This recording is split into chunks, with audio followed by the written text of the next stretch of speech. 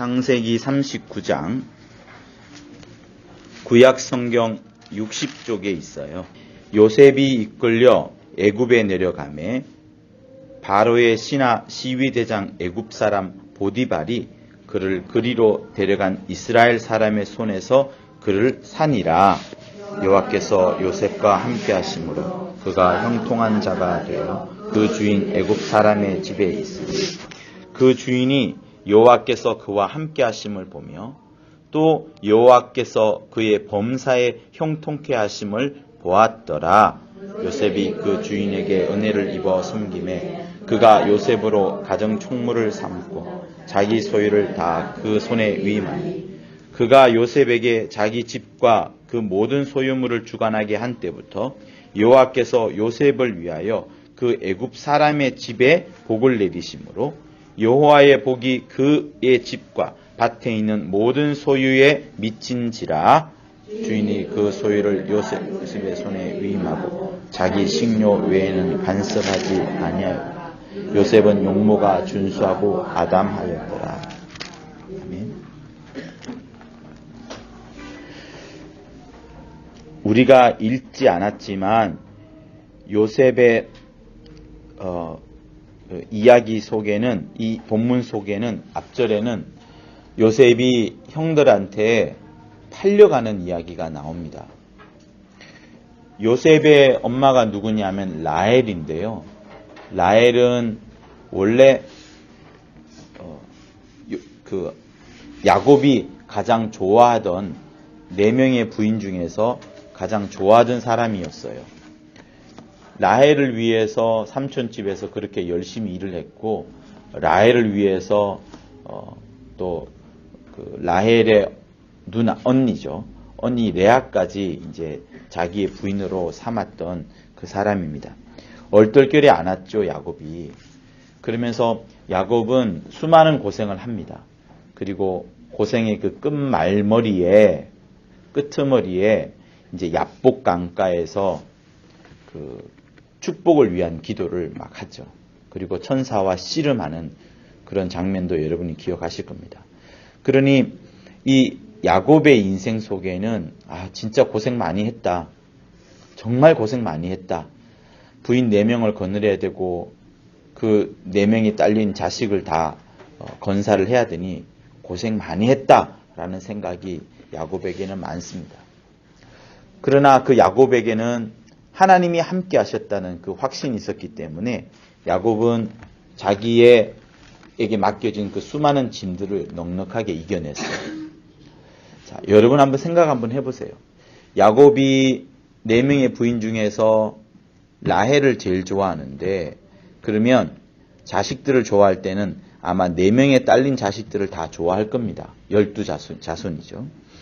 그렇지만 상대적으로 여러분도 알다시피 장자보다는 밑으로 내려가면서 더 사랑하고 아끼게 됩니다. 근데 라헬은 자식도 늦게 낳았어요. 그리고 마지막 그 베냐민을 낳다가 죽습니다. 죽고 이제 라헬의 피부치라고는 이제 여기 성경에 나오는 요셉 한 명밖에 없었어요. 근데 요셉이 어릴 때 좀 출중했습니다. 하나님의 주시는 그 꿈을 꾸고서 놀라운 일들을 많이 이야기를 간증을 하죠. 형들한테 자기가 꿈을 이야기를 하는 거예요. 해도 절을 하고 달도 절을 하고 별들도 나한테 절을 하더라 형, 이렇게 이야기를 하고요. 또 어떤 날은 형, 볏집담들이 있는데 12볏집담들이 나한테 절을 하더라, 이런 말을 합니다. 형들이 가만히 들어보니까 얘가 자꾸 이상한 소리를 하는 거예요. 마치 형들이 12형들이 있는데 12가족들이 있는데 그 12가족 모두가 다 요셉한테 절하는 그게 아니냐라는 생각을 하니까 형들이 이제 화가 나는 겁니다. 그리고 아빠의 사랑을 많이 받고 있는, 그죠? 4명의 부인 아래서 나온 자식들이니까 거기서 얼마나 경쟁이 있겠어요. 그리고 나머지 형들은 다 나이가 많고, 근데 조그만 녀석인 이 요셉이 까불거리니까 얼마나 화가 나겠어요. 그래서 마침내 요셉을 팔아버립니다. 요셉을 죽이려고 하는 거예요. 그래서 구덩이에 집어넣어서 못 빠져나오게 만듭니다. 건져내지 않으면 이제 요셉은 죽게 되어요. 그러면 여러분 생각은 어떻겠어요? 얼마나 억울하겠어요? 내가 잘못한 것 없는데, 그냥 꿈 이야기 한 것밖에 없는데, 그리고 아빠한테 야곱한테 사랑을 많이 받은 것밖에 없는데, 형들은 그거를 시기하고 질투를 하는 겁니다. 그래서 요셉은 웅덩이 속에서 어떻게 보면 이 성경책에 기록되지 않았다면, 오늘 이 본문을 모른다면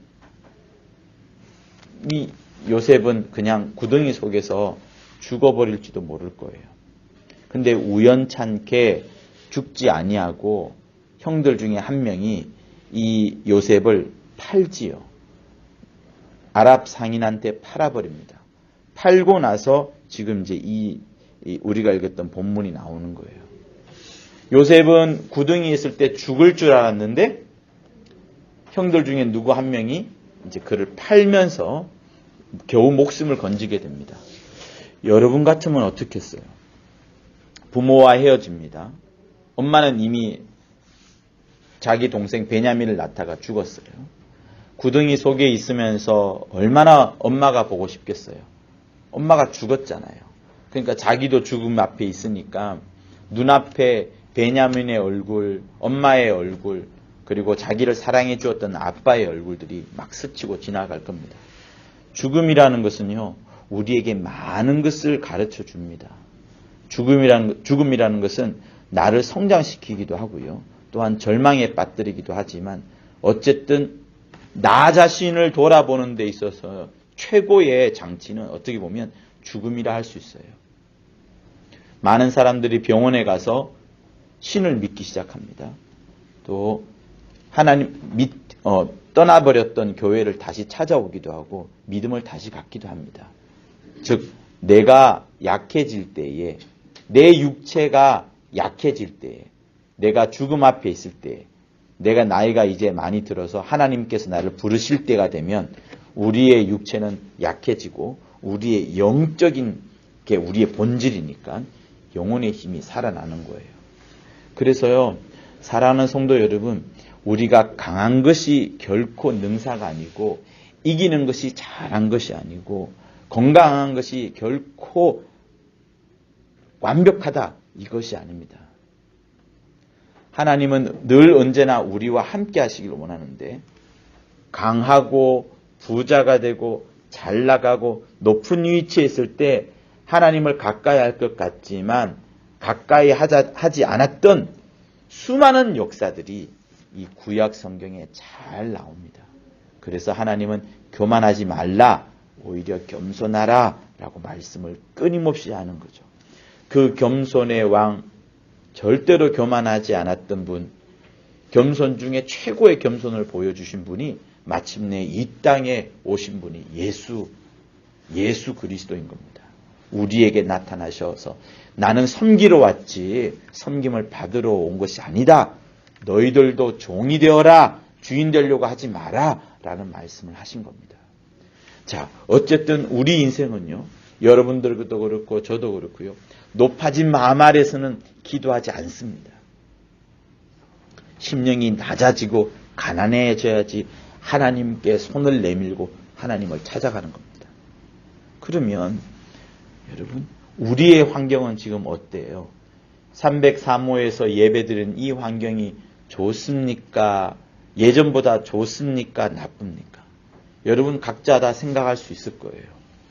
환경이 어렵다고 해서 내 육신이 약하다고 해서 나의 몸이 아프다고 해서 하나님을 못 만나는 것이 아닙니다. 오히려 돈이 많을 때에, 건강할 때, 웃고 즐길 때에, 배가 잔뜩 부를 때에 하나님을 멀리하게 되죠. 여러분 간단하지 않나요? 오늘 조금 있다가 식사하실 때 여러분 고기를 한 2인분 먹어보세요. 기도 안 됩니다. 눕고 싶죠. 화장실 가고 싶죠. 잠자고 싶죠. 우리 몸은요 딱 정해져 있어요. 시몬의 말씀에 의하면 70%만 채워도 충분히 인간은 살아갈 권리, 기본적인 권리, 자연의 권리라 말하지 않습니까? 그런데 이 세상의 대부분의 병들, 요즘에 90%의 병은요, 잘 먹어서 생긴 병들이에요.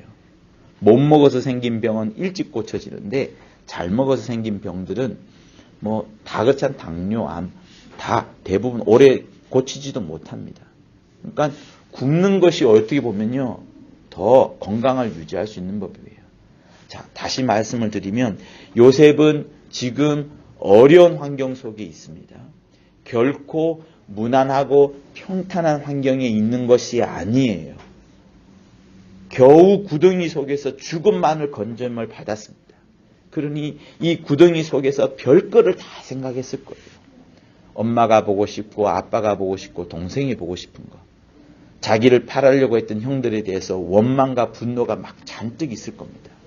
그런데요, 여러분, 사람은 약해지면 누군가를 찾는데 가장 자기가 신뢰하고 싶었던 사람을 찾게 됩니다. 그 자가 누구냐? 요셉은 여러분도 잘 알다시피 다른 형들과 다르게 채색 옷을 입었어요. 알록달록한 옷을 입었죠. 곧 아버지가 여러 형제들이 있지만 그 중에서 가장 사랑하는 사람에게 채색 옷을 입혀줬어요. 제일 사랑했다는 뜻이거든요. 그러면 여러분 한번 생각해 보세요. 내가 아브라함과 이삭과 야곱인데, 야곱이 아브라함도 신앙이 좋고 이삭도 신앙이 좋고 야곱도 신앙이 좋아요. 야곱은 심지어 하나님과 씨름해가지고 씨름을 이기지 않았습니까? 축복을 달라고 강구했던 사람이 야곱이에요. 그러면 야곱의 입장에서 여러 형들, 여러 아들이 있는데 제일 사랑하는 사람에게 채색 옷을 주면서 내가 정말 너를 사랑한다라는 그 사랑의 표현을 하면서 내 엄마가 없지만 그리고 네 명의 부인 중에 네 엄마를 가장 사랑했다는 말까지 전해주면서 이 요셉에게 해줬던 말이 뭘까요? 요셉에게 제일 필요했던 것은 뭐냐면, 그리고 야곱이 자기 아들 중에 가장 사랑했던 사람에게 제일 주고 싶었던 것은 뭐냐면 하나님에 대한 이야기입니다. 아브라함과 이삭과 야곱, 우리 조상의 하나님에 대해서 요셉에게 일러줬을 것이고, 그리고 야곱이 살아가면서 겪었던 수많은 고생들, 삼촌집에서 열심히 일했던 거, 그리고 형이 자기를 죽이려는 그런 현실들, 약복 강가를 건널 때 그 무서운 것들, 그런 것들을 자식한테 다 전해주는 거예요. 옛날에는 TV가 있었어요? 없었어요? 없었어요. 영화관도 없었어요. 책도 없었어요. 그러니 아버지가 아들에게 해줄 수 있는 것은 뭐냐면 시간 날 때에 하나님에 대한 소식을 전해줬던 겁니다. 그래서 야곱이 요셉에게 신령한 것을 전해줬어요. 내가 약복강가에서 이렇게 이겼다. 내가 네 엄마를 얼마나 좋아했는 줄 아느냐. 정말 최고의 지식은 뭐냐면 하나님에 대한 지식이다. 그리고 너는 잊지 마라. 어려울 때에 하나님께서 나를 지켜주셨고 어려울 때에 하나님께서 나와 함께 하심으로 우리 가정이 이렇게 형통하게 되었다는 것을 전해준 겁니다. 그러니 요셉은 생각하는 거예요. 구덩이 속에서 아버지도 죽음 앞에서 하나님을 의지했어. 맞아, 그게 답이야. 혹시 내가 죽더라도 심지어 상관이 없어라고 생각할 정도로 하나님을 붙잡고 하나님을 또 붙잡고 또 붙잡았던 사람이 요셉인 거예요. 아버지한테 그걸 배웠거든요. 그러니 구덩이에서 빠져나오면서 죽음에서 빠져나올 때 요셉은 정말로 많은 기도를 했고요. 다시 말하면 하나님을 붙잡았는데 그 붙잡은 정도가 어디까지냐 하면 하나님, 내가 죽어도 돼요. 상관없어요. 하나님만 있으면 돼요. 나보다도 하나님을 더 중요하게, 내 목숨보다도 하나님을 더 중요하게, 내가 죽느냐 사냐 하는 생사의 그 위로에 있는 그것보다 하나님께서 내 주인이 되시고 하나님께서 왕이 되신다는 것을 최고로 중요하게 여겼어요. 그러다 보니 그것이 감동이 되었는지 모르겠지만 하나님께서 요셉을 구덩이에서 건져내 주신 겁니다. 그런데 건져내 준 것으로 끝나지 않아요. 하나님은 어떻게 되냐면 얘가 이제 노예로 팔려갑니다. 애굽으로 팔려가고 바로의 신하인 시위대장, 요즘 말하면 경호실장이에요. 경호실장 보디발의 집으로 끌려갑니다. 1절은 이스마엘 사람의 손에서 요셉을 샀다. 보디발이 샀다라고 말씀을 하셔요. 그런데 여러분 중요한 내용이 2절에 나옵니다. 1절에는 요셉이 팔려간, 노예로 팔려간 종이에요. 몸종이에요. 팔려간 사람입니다. 머슴이에요. 그런데 2절에서 하나님이 굉장히 중요한 말씀을 하셔요. 그리고 3절도 말씀하시거든요. 우리 2절을 같이 한번 읽어보도록 하겠습니다. 시작. 여호와께서 요셉과 함께 하심으로 그가 형통한 자가 되어 그 주인 애굽 사람의 집에 있습니다. 자, 보세요. 요셉이 누구와 함께 했어요? 여호와께서 함께 하셨다고 되어 있죠. 하나님인데 함께 했다고 되어 있어요. 그런데 그가 형통한 자가 되어서 그 주인 애굽 사람의 집에 있다라고 말합니다. 분명히 팔려갔어요. 노예로 팔려갔어요. 변한 것은 하나도 없어요. 그런데 우리 눈에는 보이지 않지만 주인 애굽 사람의 눈에도 보이지 않지만 여호와께서 요셉과 함께 하심으로 요셉이 형통한 자가 되었다라는 말을 합니다. 그죠? 2절에서 사람의 눈에는 보이지 않지만 그리고 주인 보디발의 눈에도 보이지 않지만 그리고 심지어 우리 눈에도 보이지 않지만 2절이 말씀하시는 바는 여호와께서 요셉과 함께 하시셨고 그래서 형통하게 되었다는 것을 말합니다. 여러분 질문 한번 해보세요. 어떻게 했길래 여호와께서 요셉과 함께 하셔서 형통한 자가 되었을까? 어떻게 했길래 형통한 자가 되었어요? 노예로 팔려갔는데요. 끌려갔는데요. 겨우 죽음에서 건짐만 받았을 뿐이지 지금 이 온갖 집에서 온갖 어려운 일을 다 해야 되는데 이게 무슨 형통함이냐고요. 그죠? 형통한 거 없어요. 그런데 형통한 자가 되었다라고 말합니다. 자, 3절을 읽어볼게요. 시작. 그 주인이 여호와께서 그와 함께 하심을 보며 또 여호와께서 그의 범사에 형통케 하심을 보았더라. 다시 한번 질문해 보세요. 주인이 뭘 봤어요? 또 뭘 봤어요? 형통케 하심을 보았잖아요. 그죠? 주인이 요셉을 보는데 하나님이 함께 하신 것을 보았다라고 말하고요. 하나님께서 요셉의 범사에 형통케 하심을 보았다는 겁니다. 주인이 본 거예요. 주인이 요셉을 봤는데 요셉은 하나님과 함께 하는구나. 요셉은 형통한 자인구나. 라는 것을 본 거예요, 여러분. 주인의 눈에 본 거예요. 이 세상에 주인이 있고 몸종이 있습니다. 그러면 주인이 종을 볼 때에 좋게 보는 주인이 거의 없어요. 저희는 내 일을 해야 될 사람이니까 이 일 저 일 막 해야 되니까 그를 귀하게 보거나 존귀하게 보거나 영광스럽게 보거나 자기보다 높이거나 하지 않습니다. 아니면 어떻게 보면 주인은 종의 사정을 전혀 알 필요도 없어요. 내가 그 사람의 상황을 알 필요가 뭐가 있겠어요.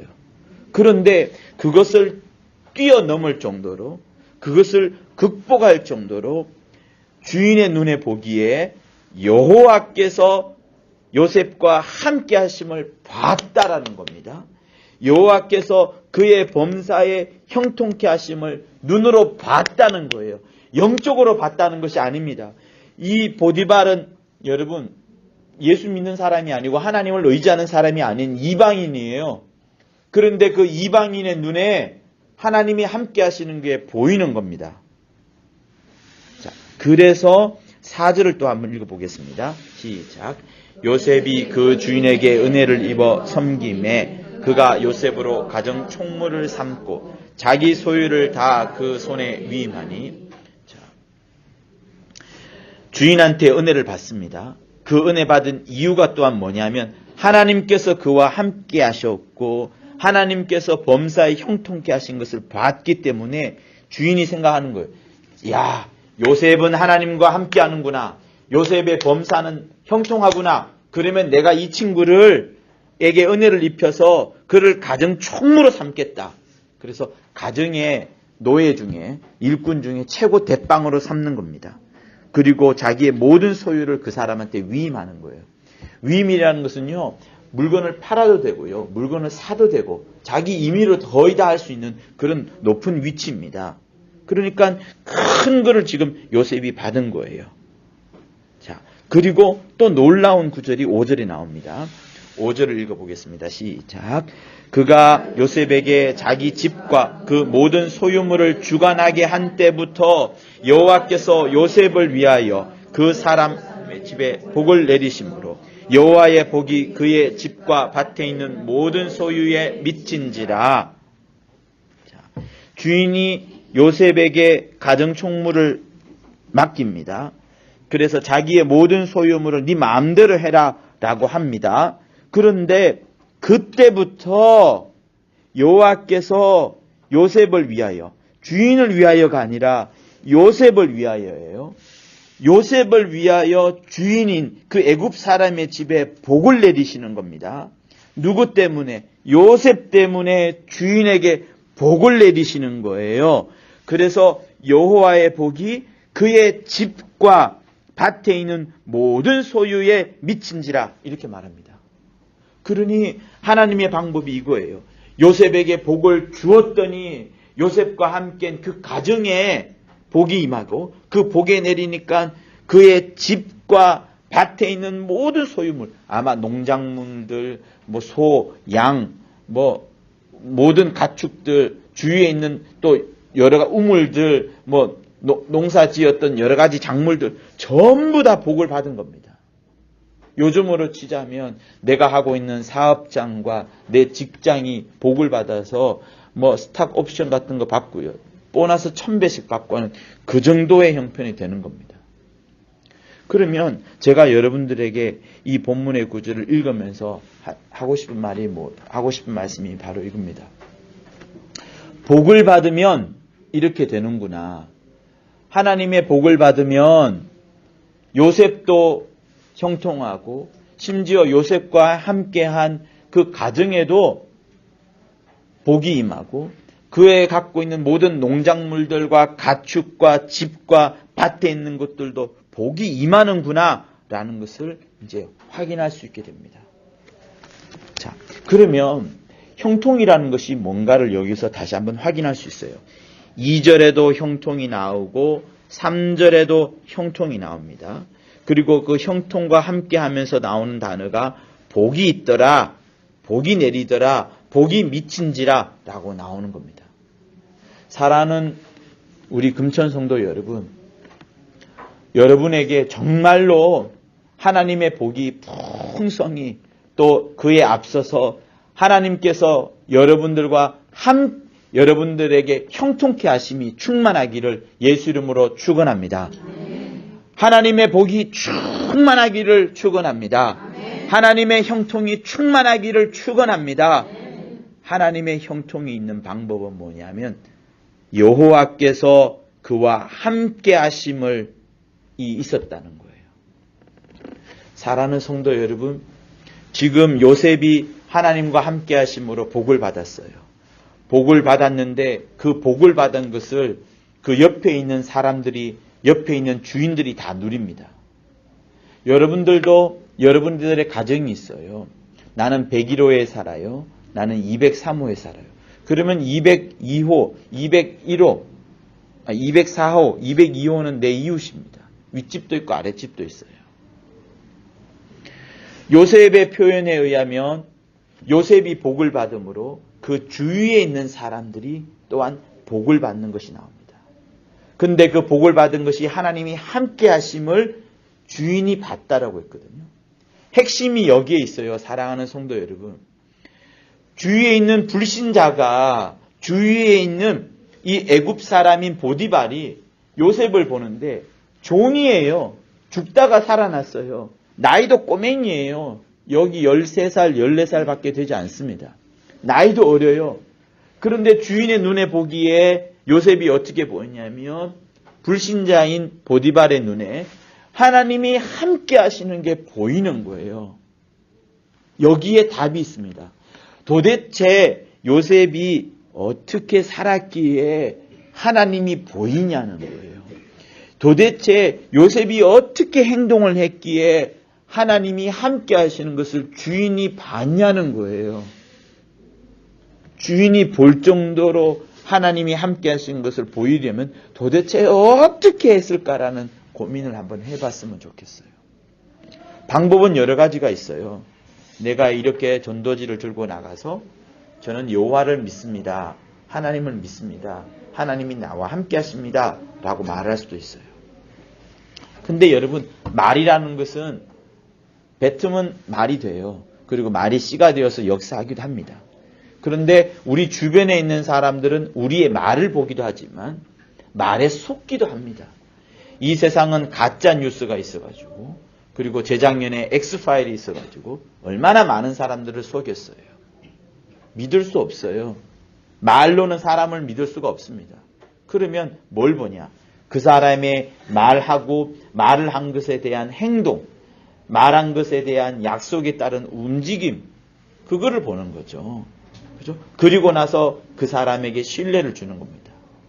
그런데 요셉은 종으로 끌려와가지고 남루한 차림의 조그만 아이가 도대체 어떻게 행동을 했기에 어떤 삶을 살았기에 여호와께서 함께 하심을 보았고 그뿐만 아니에요. 여호와께서 그의 범사가 뭡니까? 모든 거예요. 요셉이 움직이는 곳곳마다, 요셉이 손대는 곳곳마다, 요셉이 신경 쓰는 곳곳마다, 요셉이 말하는 모든 것마다, 요셉이 제안해내는 아이디어들마다, 요셉이 말하는 의견들마다 모든 것들이 다 범사에 형통케 하심을 주인이 본 겁니다. 그러려면 도대체 요셉은 어떻게 행동을 했을까 하는 거죠. 그래서 사랑하는 성도 여러분, 우리가 하나님이 형통케 하심을 받기를 정말로 원합니다. 그리고 우리는 하나님의 복을 받기를 정말로 원합니다. 그런데 그 방법이 이 본문에서 말하기를 여호와께서 함께 하심을 보았다라고 말하는 거예요. 그 정도가 되려면 도대체 어떻게 해야 되는가 하는 거죠. 그래서 아마 여러분들도 이런 말을 들으면 그렇게 생각했을 거예요. 분명히 요셉은 그의 행동이 주변 사람들에게 적잖은 영향을 끼쳤을 것이다. 요셉 자기 주변만 잘 되고 자기만 형통한 것이 아니라 주변에게도 보디발의 집에도 또 보디발 주인에게도 보디발의 온 가족들에게도 하나님의 형통이 임할 만큼 그가 행동을 잘했을 것이다라는 것을 알 수 있을 겁니다. 아마 자기가 받은 월급이 있으면 그 월급을 다른 종들에게 나누어 주었을지도 몰라요. 요셉 집에 있는 어떤 할머니가 안타까운 사정이 있는데 그 할머니 종을 지극히 챙겨줬을지도 모릅니다. 아니면 누군가 도둑이 들었는데 그 도둑을 끝까지 쫓아가 잡아서 주인의 재산이 날아가는 것을 막았을지도 모릅니다. 원수가 도둑이 넘어올 때 담 밑에서 기다리고 있다가 그를 탁 쳐서 붙잡아서 경찰관에 넘겼을지도 몰라요. 어쨌든 우리 눈에 보기에 최고로 좋은 일, 최고로 선한 일, 멋진 일을 했을 겁니다. 그리고 자기만 본 것이 아니고 자기 주변에 있는 사람을 또한 챙겨주었기 때문에 주인은 요셉이 보통 아이가 아니구나. 요셉은 정말 하나님과 함께 하는구나 라는 것을 확인하게 된 겁니다. 아마 요셉은 밤마다 하나님을 향하여서 기도했을지 몰라요. 왜? 아버지가 축복을 놓고서 기도했잖아요. 야복 강가에서 도무지 불가능한 그 죽음 앞에서 자기에게 축복해달라고 간절히 기도했던 것들을 요셉은 분명히 기억하고 있단 말이죠. 아브라함과 이삭과 야곱의 하나님이고 그 대를 이어간 사람이라면 요셉은 아버지의 그 고생했던 것을 분명히 기억했을 것이고, 그러면 밤에 자기가 모든 일을 끝냈을 때에 숙소에서 잠자기 전에 자기 아버지가 기도했던 것처럼 정말로 축복하는 기도를 여호와의 이름으로, 하나님의 이름으로 간구했을 겁니다. 그러니 한번 보세요.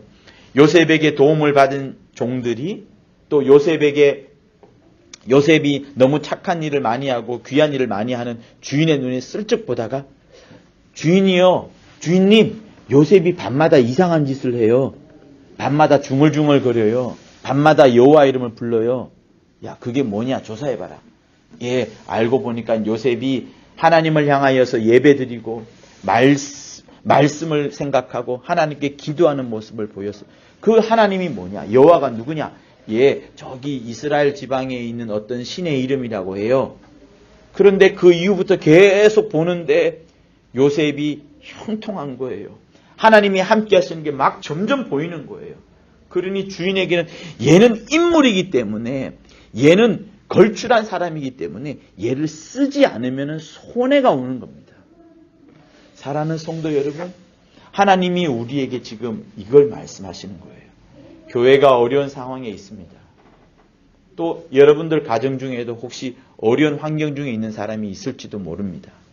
그런데요, 중요한 것은 내 환경이 어떠하냐, 지금 내 주변이 죽어가냐 아니냐, 내가 지금 구덩이에 빠졌느냐 아니냐, 아니면 종으로 끌려와서 보디발의 집에서 노예처럼 살고 있느냐 아니냐, 이게 중요한 것이 아닙니다. 환경은 환경이에요. 물론 우리는 환경에 영향을 받습니다. 주변에 술집이 많으면 술집이 눈에 들어오겠지요. 술집 아가씨가 눈에 들고 돈을 흥청망청 쓰는 아저씨들이 눈에 들어오겠지요.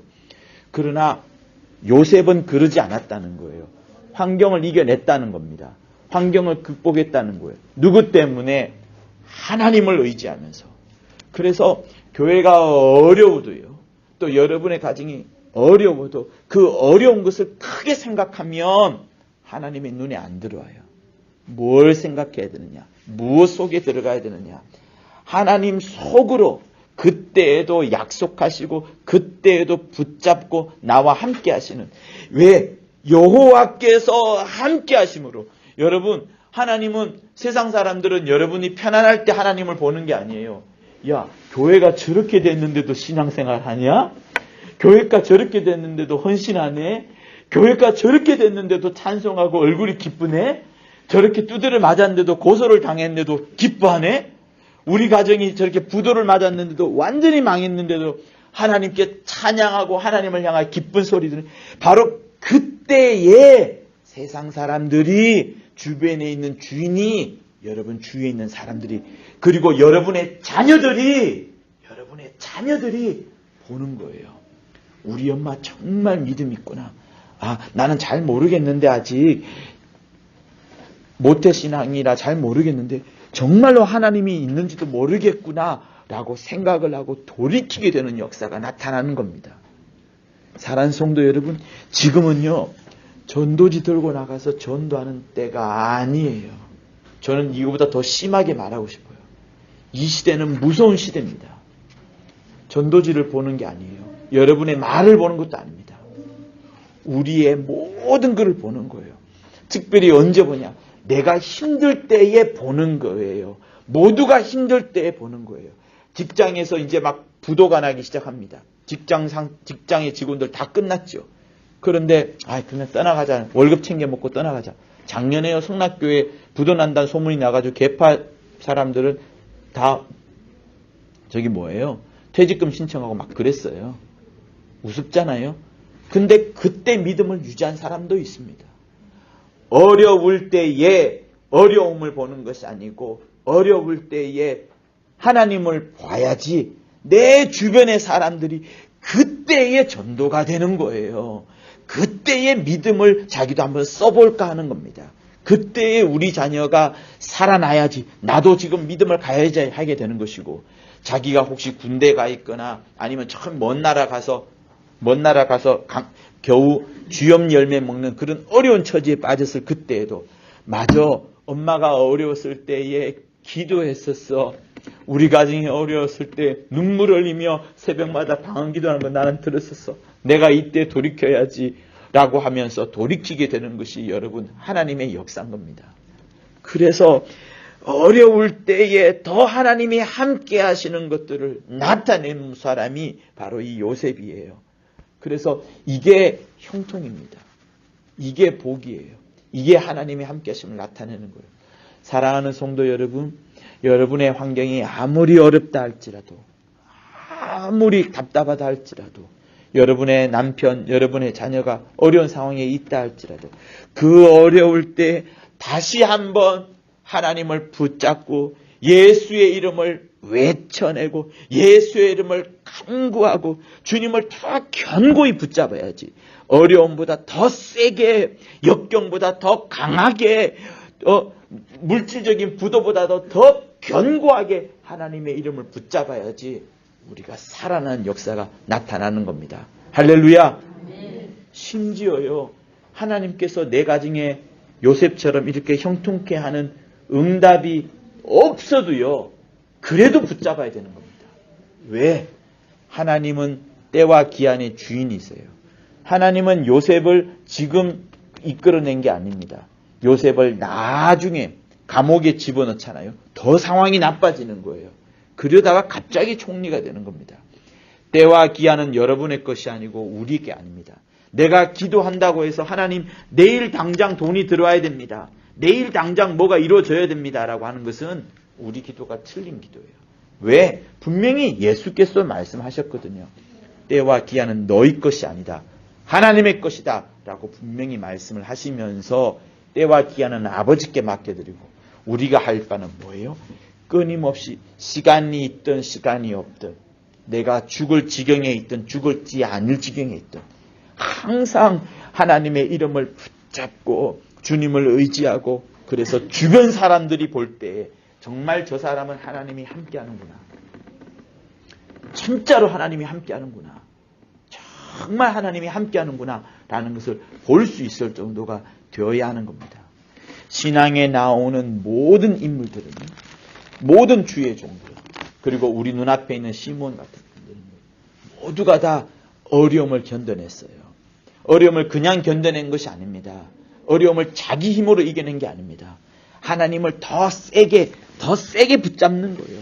더 견고하게 붙잡는 거예요. 그랬더니 하나님께서 놀라운 역사를 일궈내는 겁니다. 왜?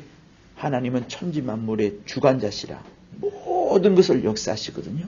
자기 아들을 조금 어렵게 만드셨다가 십자가에 죽게끔 하셨다가 마귀를 완전히 박살내고 그리고 인류를 구원하신 분이 하나님 아니시겠어요? 이 아들을 잠시 내려놓는 그 기간이 있는 겁니다.